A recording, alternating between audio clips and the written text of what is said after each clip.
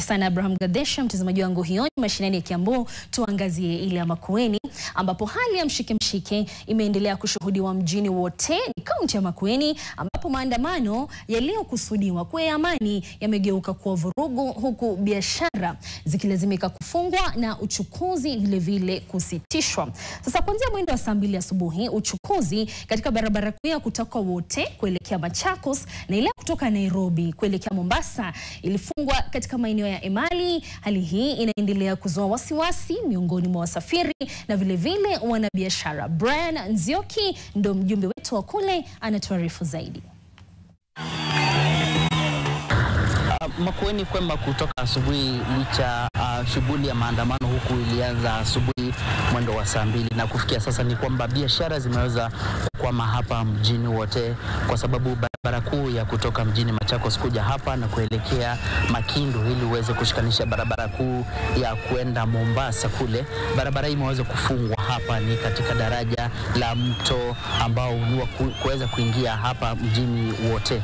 Na ni kwamba waandamanaji wale ambao walikuwa wanadhaniwa kwamba maandamano yale yakuwa yamepangwa leo yatakuwa amani yamegeuka kuwa ni kimbi za hapa na pale na maafisa wa polisi.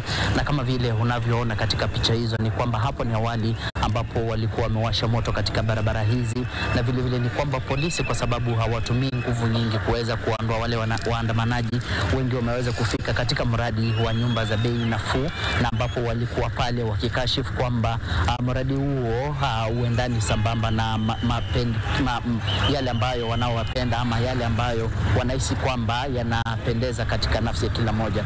Na ni kwamba pia katika barabara kuu ya kutoka Nairobi kuelekea Mombasa sehemu za Emali mambo yako hivyo, barabara hiyo imeweza kufungwa na shughuli za ufanyikazi zimeweza kukoma pale. Hii haijawahi kuwa, barabara imeharibika, kazi imeharibika. Hakuna kitu tumefanya tangu asubuhi na sioni kama tutafanya. Mimi nataka kusema hivi manze, si kama Gen-Z. Tuko na maubari, yani hatuna kazi. Ama huyu Ruto atupe kazi, aje kutufinya na hii kazi mingi manze. Tuko na ubaya. Otherwise Ruto atasiepi atupendi. Lakini wewe tengeneza hii maneno bwana. Tengeneza maneno bwana. Ni mambo ambayo tutakuwa tukiangazia hapo mbeleni, tukiweza kupeperusha katika taarifa zetu. Tutakuwa tukiangalia yale ambayo yatakuwa yakitukia moja kwa moja, lakini katika taarifa zetu za hapo baadaye kutoka hapa Makueni sina la ziada. Mimi ni Nzioki Brian.